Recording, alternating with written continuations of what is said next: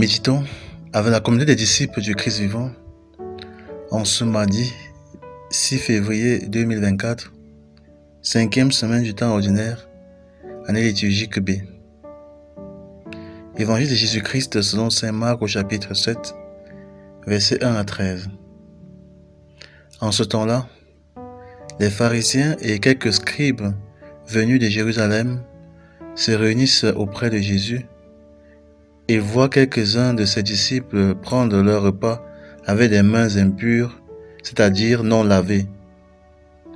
Les pharisiens, en effet, comme tous les juifs, se lavent toujours soigneusement les mains avant de manger, par attachement à la tradition des anciens, et au retour du marché, ils ne mangent pas avant de s'être aspergés d'eau, et ils sont attachés encore par tradition à beaucoup d'autres pratiques, lavage des coupes, de carafes et de plats. Alors les pharisiens et les scribes demandèrent à Jésus: « Pourquoi tes disciples ne suivent-ils pas la tradition des anciens? Ils prennent leur repas avec des mains impures. » Jésus leur répondit: « Isaïe a bien prophétisé à votre sujet, hypocrite, ainsi qu'il est écrit: « Ce peuple m'honore des lèvres, mais son cœur est loin de moi. C'est en vain qu'ils me rendent un culte. Les doctrines qu'ils enseignent ne sont que des préceptes humains. Vous aussi, vous laissez de côté le commandement de Dieu pour vous attacher à la tradition des hommes. » Il leur disait encore: « Vous rejetez bel et bien le commandement de Dieu pour établir votre tradition. En effet, Moïse a dit: « Honore ton père et ta mère. » Et encore, celui qui maudit son père ou sa mère sera mis à mort.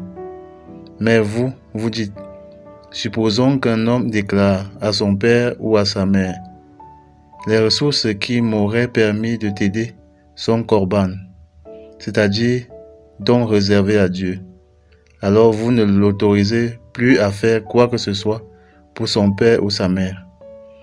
Vous annulez ainsi la parole de Dieu par la tradition que vous transmettez.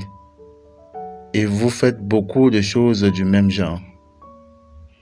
Acclamons la parole de Dieu. Méditation. Frères et sœurs en Christ, que la grâce de notre Seigneur Jésus-Christ abonde dans chacune de nos vies.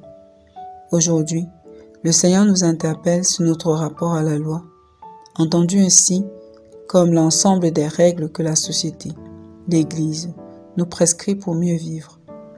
Jésus ne nous interdit pas de les mettre en pratique, mais il nous dit que si nous accomplissons ces rituels sans y mettre le cœur, alors ils perdent tout leur sens et nous conduisent même à pécher. En effet, les pharisiens reprochent à Jésus le fait que ses disciples ne se sont pas lavé les mains avant de prendre le repas, comme la loi juive le prescrivait. Jésus profite de cela pour leur rappeler le sens de la loi. Bien sûr, il ne dit pas qu'il ne faut pas se laver les mains, c'est une règle d'hygiène élémentaire.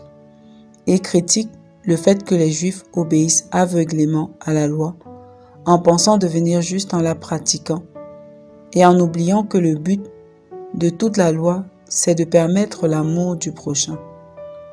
Par exemple, il critique le fait que certains laissent leurs parents affamés, pauvres, sous prétexte qu'ils veulent faire une offrande à Dieu ou qu'ils ont consacré une offrande à Dieu. Aujourd'hui encore, beaucoup de chrétiens pensent se justifier, pensent devenir saints en respectant simplement les rites et les rituels de l'Église.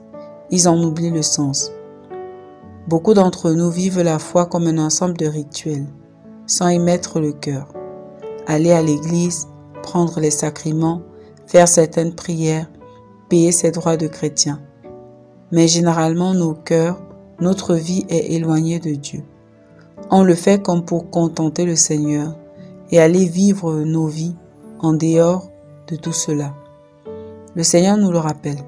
Même l'acte le plus bien, fait sans amour, sans attachement réel à lui et à notre prochain, ne sert pas à notre salut, mais participe à notre condamnation. Ce n'est pas la quantité qu'on donne qui compte, mais le cœur qui le donne. Comment on le donne? Dis merci, pardon et s'il te plaît, c'est très important. Mais si nous ne le pensons pas, ces mots perdent leur sens. La loi n'a de sens que si elle nous rapproche vraiment de Dieu.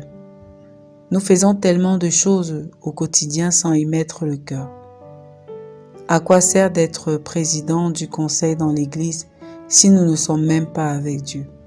À quoi sert de jouer la face, d'aller à l'église chaque dimanche alors que nous vivons une vie éloignée du Seigneur? Si nous nous servons dans notre vie au lieu de le servir, si nous maltraitons nos serviteurs, nos employés, si nous sommes infidèles à nos conjoints, si nous disons du mal des autres et pourtant nous faisons la face à l'église. Revenons donc en nous-mêmes. Est-ce que nos actes reflètent le fond de notre cœur? Mettons-nous de l'amour dans chaque geste, dans chaque chose que nous faisons. Que la loi de l'amour devienne la maxime de notre vie. Prions. Seigneur, accorde-nous la grâce de mettre l'intensité, de mettre l'amour dans chaque chose que nous faisons. Intercession. Seigneur, te prions pour les personnes âgées, délaissées. Nous te prions, Seigneur, afin que tu les entoures de personnes qui leur accordent beaucoup d'amour, et particulièrement, Seigneur, les gens de leur famille. Maman Marie, intercède pour nous. Exercice spirituel. Rendons visite, faisons du bien à une personne âgée de notre famille, de préférence nos grands-parents. Loué soit Jésus-Christ.